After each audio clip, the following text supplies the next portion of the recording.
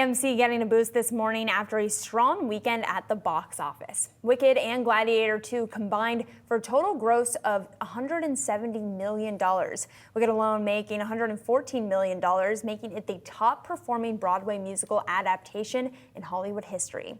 Here to break down what this means for cinema stocks in the broader market, we've got Gitesh Pandya. He's founder and editor of Box Office Guru. Gitesh, thank you so much for coming in studio with us. So I feel like every time we have the Glickids, the Barbenheimers, there's this idea that we're so back for these cinema stocks. But it hasn't happened yet. AMC, they're still down 20% on the year. So what is it going to take? Was this weekend a step in the right direction? It's absolutely a step in the right direction. This is what the box office needed this year.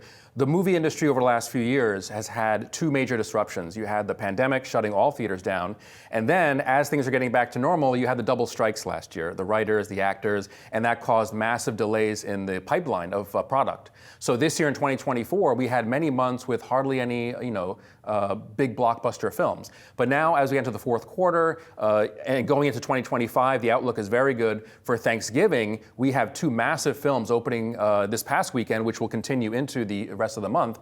And Glickid, as we call it, is never expected to be like Barbenheimer at that level. It's about 30% less in sales, which is completely normal, completely fine. But Wicked did fantastic. Gladiator II did really well. The reviews are good. The audience metrics are fantastic. And people are coming out and spending. And that leads into the rest of the holiday season. People are seeing trailers, posters, all of the in-theater product to hopefully come back for the rest of the year to end off 2024 with a bang. So it sounds like you think Moana 2 is just going to be an absolute home run then for Disney. Is that fair? Grand slam, I would say. Okay. Definitely. That one is a huge brand. Disney owns Thanksgiving almost every year. There are big sequels, big brands come out. Moana is one of the most successful original animated films Disney has had in the last 10, 15 years. It's lived on through streaming and merchandise and everything else. There's a new generation of kids who want to see Moana 2. There's the old generation of kids. So that one is going to do gangbusters over the 5-day holiday season. And it'll probably continue into December and maybe even hold on to the Christmas season as well. But that is an absolute guaranteed hit. And then you have the second weekends of Gladiator and Wicked. So we're looking at probably the biggest Thanksgiving box office in over a decade. It makes me think about Inside Out 2, and I believe it was the second best performing movie of the year. Could the biggest one. It's the biggest one. Okay. Could Moana kick it off that list? Well, the pre-sales are almost at the same level as Inside Out 2. That was a Father's Day weekend, beginning of the summer holiday time, kids getting off of school. Right now with Thanksgiving, you have a couple of days off of school, then right back into school after that. So the midweek grosses Monday to Thursday won't be the same as for Inside Out 2, which was during summer vacation. So, we'll see how good it is if it can last that long. Inside Out 2 was a fantastic film. The legs were great on that one.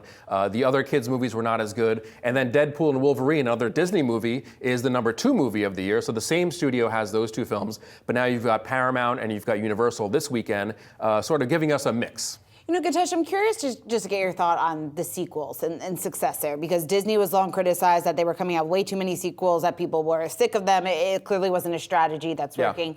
It seems like, though, it is working in some regards. I guess explain that phenomenon to me and what maybe that signals about the future and success of some of these theatrical releases that we'll see going into 2025. Right. Well, I would say action and words can be completely opposite. And so when it comes to the words, what do people say? Too many sequels, too many brands. I don't want to see this over and over again. But you look at the action, the box office sales. What are people spending money on? The sequels rule the day. I think maybe 9 of the top 10 movies this year are sequels.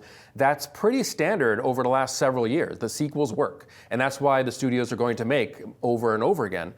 If you look at Wicked this weekend, Part 2 is already set for the same weekend next year. So this is a big brand that's cut into two pieces, and it's going to make so much money next time also. So Disney is really leading the way. They have all these silos. They have Marvel, they have Pixar, they have Disney Animation. They have Lion King, the Mufasa movie coming up for Christmas time. Sort of a prequel, but still kind of like a sequel. So people talk about these things not working, but if you look at the balance sheet, they do work. And so I expect all these studios to continue with all their sequels moving forward. Do you expect to see more movie musicals moving forward as well? Well, I don't think that Wicked's success necessarily translates to other properties becoming successful musical.